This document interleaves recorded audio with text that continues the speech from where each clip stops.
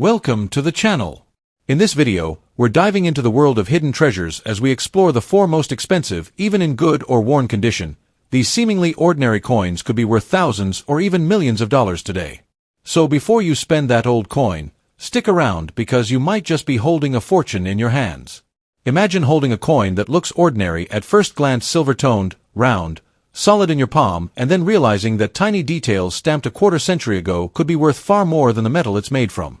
That's the story of certain 2001 Australian 50-cent rounds. To most people they're everyday pocket change, but to a collector they can be a key that unlocks jaw-dropping value. This script will take your listeners on a slow burn from curiosity to full-blown excitement, revealing history, rare mistakes, grading secrets, and the kind of provenance stories that make auctions explode. Let's start at the beginning, the design and the year. The 50-cent coin is one of Australia's most iconic circulating coins, and by 2001 it had already carved a place in wallets and collections. Its design tradition mixes national pride and intricate artistry, stylized emblems, symbolic animals, and the unmistakable portrait of the monarch. While the everyday design is familiar, the real intrigue for collectors is in the subtle variations that happen at the mint: tiny die breaks, planchet imperfections, misstrikes, or limited special issue runs. Those variations are where a regular 50-cent piece steps out of anonymity and into headline-making territory. For 2001, certain strikes and production quirks created a handful of coins that are obsessed over by specialists.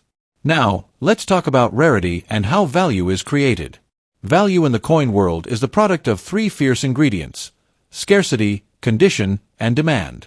A 2001 50-cent that rolled off a press into millions of pockets is hardly special.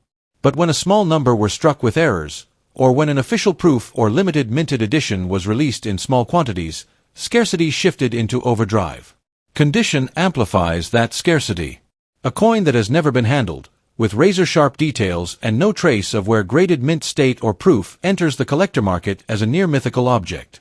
Add strong demand from collectors chasing a specific variety or cultural interest from a landmark anniversary or celebrity collection, and the price can swell to levels that make headlines. Errors and varieties are where the drama truly lives.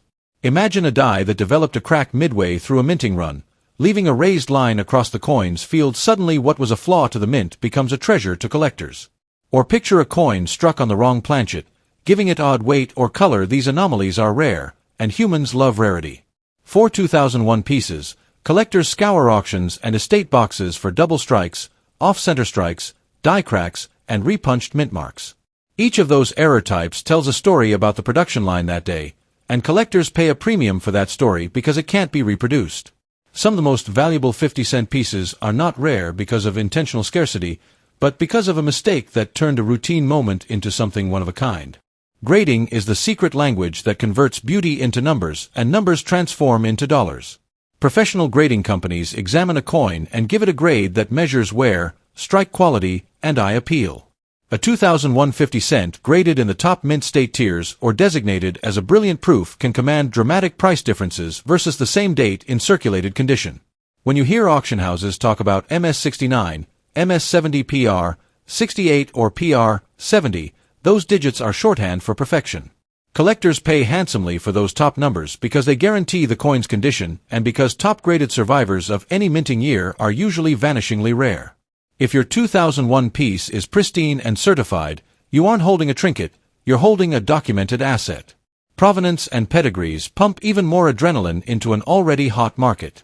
A coin that can be traced to a famous collection, a notable auction, or even a dramatic find rescued from a jar, discovered in a family heirloom stash, or pulled from circulation by an alert collector picks up value like a magnet. Provenance tells buyers why this coin matters beyond its physical looks. It's part of a story. And stories sell.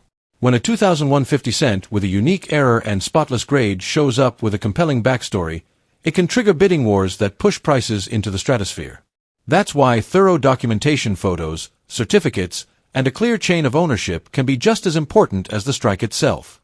Authenticity is the line between treasure and trouble. High-value coins attract fakes and clever alterations, so experts use magnification, weight checks, and die study comparisons to confirm legitimacy. If you ever think you're holding a potential $1 million 2001, treat the moment like a crime thriller scene. Don't post flashy photos publicly, don't accept lowball offers, and don't skip authentication. Reputable grading and authentication services seal coins in tamper-evident holders, and a respected certificate can be the difference between a small private sale and a roaring auction that sets records. For sellers, investing in grading and documentation often adds more to the final sale price than the grading fee itself. Market behavior is wildly emotional and strangely predictable. Coin values can surge overnight when a blockbuster auction, a celebrity endorsement, or a viral video puts a specific variety in the spotlight. Demand spikes when the collecting community suddenly fixes its attention on a particular year or era, and supply is brutally limited because coins can't be mass-produced again. If a small group of top-condition 2001 coins exists, and they're suddenly coveted, prices can leap in ways that defy simple logic.